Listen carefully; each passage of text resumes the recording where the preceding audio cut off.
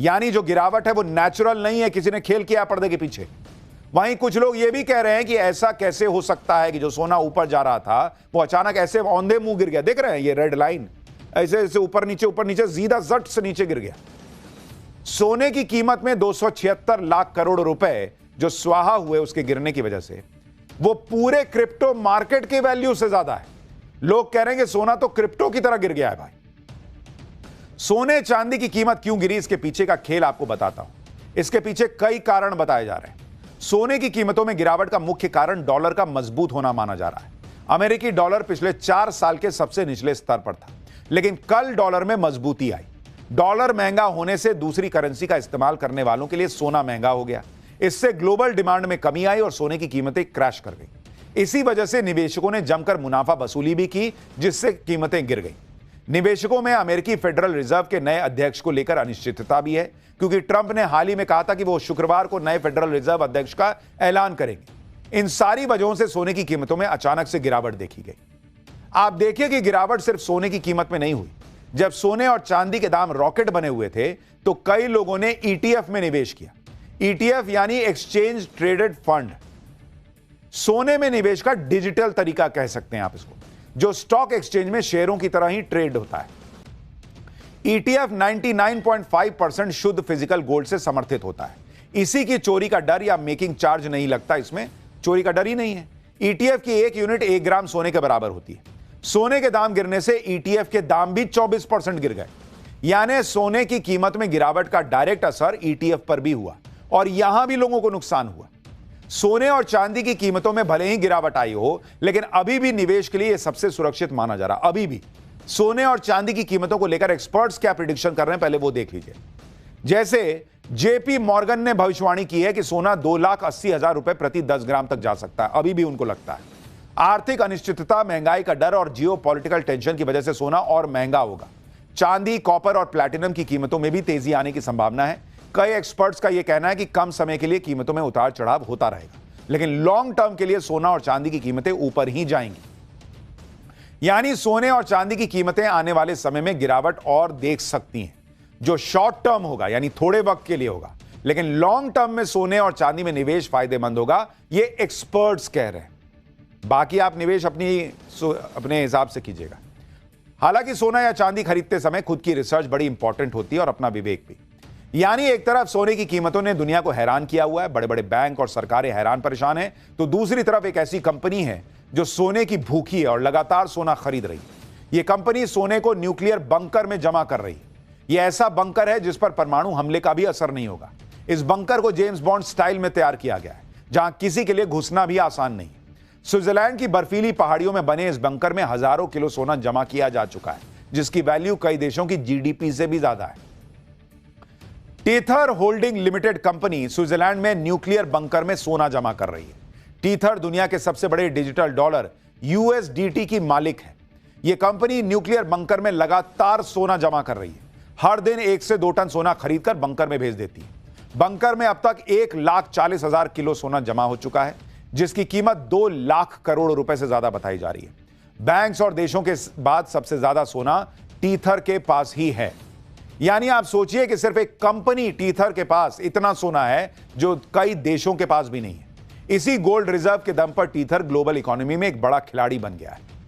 Teether company ने जो bunker बनाया है वो सिर्फ नाम का परमाणु बंकर नहीं है। कंपनी के सीईओ इस बंकर की तुलना जासूसी फिल्मों के सीक्रेट ठिकाने से कर चुके हैं। टीथर का यह खजाना स्विट्जरलैंड में एल्प्स की पहाड़ियों के नीचे परमाणु बंकर में रखा है। यह परमाणु बंकर कोल्ड वॉर के दौरान बड़े से बड़े हमलों को झेलने के लिए बनाया गया था। कई फीट मोटे स्टील के दरवाजे, पहाड़ों की गहराई में छिपी रहस्यमयी लोकेशन और हाईटेक सिक्योरिटी से यह बंकर लैस है। इसी वजह से इस बंकर की चर्चा जेम्स बॉन्ड वाले बंकर के तौर पर हो रही है, जहां पहुंचना लगभग नामुमकिन है। टीथर कंपनी इतना सोना जमा क्यों कर रही है और बंकर में सोना रखने के पीछे उसकी क्या प्लानिंग है, अब उसके बारे में आपको बताता हूं। टीथर कंपनी का मालिकाना हक आईफिनिक्स इंक के पास है। टीथर के सीईओ पाउलो अर्दियोनो और सीएफओ जियान कार्लो देवासिनी है। सीईओ पाउलो ने अमेरिकी ट्रेजरी और फिजिकल गोल्ड में निवेश की योजना बनाई है। टीथर के सीईओ अपनी डिपेंडेंसी अमेरिकी डॉलर पर कम करना चाहते हैं। अगर डॉलर की वैल्यू गिरती है, फिजिकल गोल्ड उनके डिजिटल डॉलर यूएसडीटी को सुरक्षित रख सकता है। और इसीलिए वो सोने पे सोना जमा कर रहे हैं। लेकिन सोने को जमा करने वाले वो अकेले नहीं है।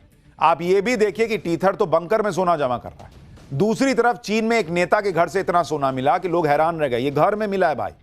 चीन के हाइहो शहर के पूर्व मेयर झांग शीजांग के घर पर इतना सोना मिला जो किसी ने सोचा नहीं हो। जांच एजेंसियों को झांग चीजांग के घर से 13,500 किलो सोना बरामद हुआ है। ये तस्वीरें जो आप देख रहे हैं ये उसी गोल्ड की बताई जा रही। पूरे घर में सोना ही सोना पड़ा हुआ था भाई। इतना सोना था कि आदमी को सोना दुश्वार हो जाए कि कोई मेरा सोना ले ना जाए। इतना सोना था कि देखकर लोग हैरान हो जाएं कि सोना कहां है, मतलब नींद वाला सोना कहां है। इतना सोना है, जमीन पे सोना, देखिए रैक में सोना, प्लास्टिक में भर भर के सोना। झांग चीजांग के घर से 3,400 करोड़ भारतीय रुपए के बराबर युआन कैश मिला है। इसके अलावा चीन और विदेश में मौजूद पूर्व मेयर के लग्जरी रियल एस्टेट, महंगी कारों के कलेक्शन को भी जब्त किया गया था। झांग चीजांग को करप्शन के आरोप में मौत की सजा सुनाई गई है। उन पर गबन पद के दुरुपयोग का आरोप लगा था। यह चीन में करप्शन का अब तक का सबसे बड़ा मामला कहा जा रहा है और यह मामला कुछ वक्त पहले का है।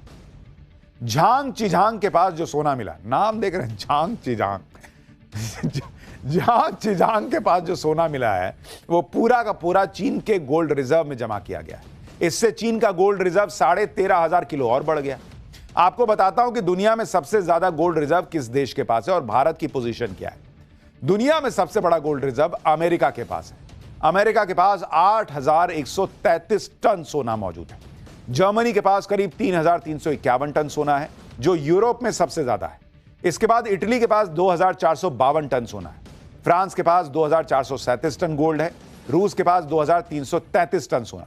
चीन के पास 2,264 टन सोना मौजूद है। भारत के पास इस वक्त 800 टन से ज्यादा सोना मौजूद है। यानी भारत के पास भी अच्छा खासा सोना है और यह सोना भारत की अर्थव्यवस्था के हिसाब से ठीक है। लेकिन दुनिया भर में सोना जमा करने की होड़ मची हुई है। आप भी अगर सोना खरीद रहे हैं, चांदी खरीद रहे हैं, तो यह ध्यान रखिए कि कभी भी ऐसे क्रैश की खबर भी आ सकती है। तो थोड़ा दिल मजबूत करके जाइए, पूरा रिसर्च करके जाइए। ऐसा ना हो कि सोना गिरा रातों रात और आप पैनिक में आ गए। चैन से सोना है तो सोना सोच समझ के खरीदे। अब चलते हैं अगले चैप्टर की तरफ। भाई सोना तो वो खरीदेगा जिसके पास पैसा हो, लेकिन एक भिखारी देश है पाकिस्तान, उसकी बात करता हूं। पीएम मोदी की मदर ऑफ ऑल डील हुई। भारत के लिए तो अच्छी खबर है, लेकिन उस डील में ऐसा क्या है कि भिखारी पाकिस्तान और बर्बाद हो जाएगा। इधर बॉर्डर पर फिर मंडराते पाकिस्तानी ड्रोन, उधर ट्रंप ने अमेरिकियों को पाकिस्तान जाने से रोक दिया है। क्या कुछ बड़ा होने वाला है क्या? अब इसका चैप्टर। नरेंद्र मोदी ने ईयू के साथ जो मदर ऑफ ऑल डील की है उससे अमेरिका के तो होश उड़े ही है, लेकिन भिखारी पाकिस्तान कैसे तड़प रहा है ये आज आपको देखना चाहिए। क्योंकि प्रधानमंत्री मोदी ने जब से यूरोपियन यूनियन के साथ mother of all deal final की, तब से अमेरिका से लेकर पूरी दुनिया में इसकी चर्चा है। लेकिन पाकिस्तान में तो पीएम मोदी की मदर ऑफ ऑल डील ने हाहाकार मचा दिया। मुनीर और शहबाज सदमे में आ गए हैं। भिखारी पाकिस्तान पर और बर्बाद होने का खतरा मंडराने लगा है। आप कहेंगे कि डील की मोदी ने, बर्बाद पाकिस्तान क्यों होगा?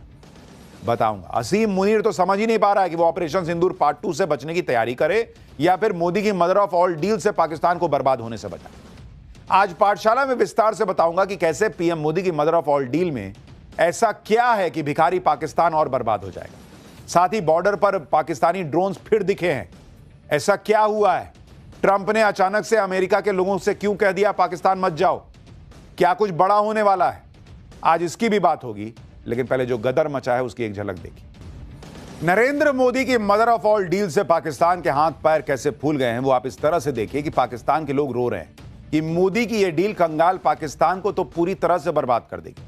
पाकिस्तान के कॉमर्स मिनिस्टर रह चुके गौहर एजाज ने कहा है कि पाकिस्तान के एक्सपोर्ट और रोजगार के एक बड़े हिस्से पर मदर ऑफ ऑल डील की मार पड़ने वाली है।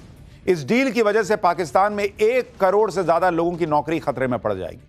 पाकिस्तान की टेक्सटाइल इंडस्ट्री का करीब 83,000 करोड़ का एक्सपोर्ट इस डील से बर्बाद हो जाएगा, क्योंकि मदर ऑफ ऑल डील से पाकिस्तान के बाजार के सामने जो चुनौतियां आएंगी उनसे निपटना मुश्किल ही नहीं नामुमकिन हो जाएगा। वहीं federation of Pakistan chambers of commerce and industry ने भी मदर ऑफ ऑल डील को एक आर्थिक युद्ध करार दिया है। एफपीसीसीआई के वाइस चेयरमैन साकिब फैयाज ने कहा है कि भारत ने युद्ध के मैदान में अपनी ताकत दिखाने के बाद अब ईयू के साथ मदर ऑफ ऑल डील करके पाकिस्तान के खिलाफ नया आर्थिक युद्ध छेड़ दिया है। पाकिस्तानी एक्सपर्ट्स के मुताबिक भारत की इस डील से यूरोप के बाजार में पाकिस्तान की पकड़ खत्म हो सकती है। मदर ऑफ ऑल डील से बचने के लिए पाकिस्तान के व्यापारिक संगठनों ने एक्सपोर्ट इमरजेंसी घोषित करने की मांग कर दी है। यानी इधर भारत के लिए नए दरवाजे खुल गए हैं नरेंद्र मोदी की इस डील से, उधर पाकिस्तान में बुखार छूट रहा है लोगों का। 1 करोड़ लोगों की नौकरी जा सकती है कह रहे हैं। अब सोचिए जो ऑलरेडी भिखारी देश है उसका क्या ही होगा। पाकिस्तानी पब्लिक इस डील के लिए ट्रंप के टैरिफ को वजह बता रही। पाकिस्तान में तो लोग कह रहे हैं कि पूरी दुनिया भारत माता की जय कह रही है। सुनिए पाकिस्तानी कैसे नरेंद्र मोदी की इस डील की तारीफ कर रहे हैं और खुद के देश को गाली दे रहे हैं। डील भारत ने की है, चर्चा पाकिस्तानी कर रहे हैं। नाडा जीरो दिख रहा है उनको। मदर ऑफ ऑल डील से मुनीर और शहबाज के होश उड़ गए हैं। दोनों ही अब यूरोपियन यूनियन से गुहार लगा रहे हैं। पाकिस्तान के विदेश मंत्रालय के मुताबिक उनकी सरकार को मदर ऑफ ऑल डील के खतरों की पूरी जानकारी है। इसके मार से बचने के लिए पाकिस्तान सरकार यूरोपियन यूनियन के अधिकारियों से लगातार संपर्क में।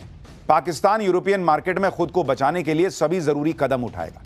लेकिन मुनीर शहबाज अब कुछ भी करें, पाकिस्तान की पब्लिक मोदी की डील को देख रही है और मुनीर शहबाज की धुलाई कर रही है। एक बार पाकिस्तानी पब्लिक को सुनिए, फिर आपको बताता हूं कि पाकिस्तान के इस तनाव की असली वजह क्या है।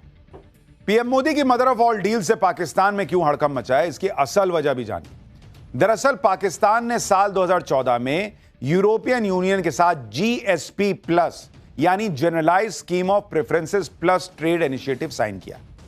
जीएसपी प्लस की वजह से फिलहाल पाकिस्तान को यूरोपियन यूनियन के लिए होने वाले 80% एक्सपोर्ट पर कोई टैरिफ नहीं लगता।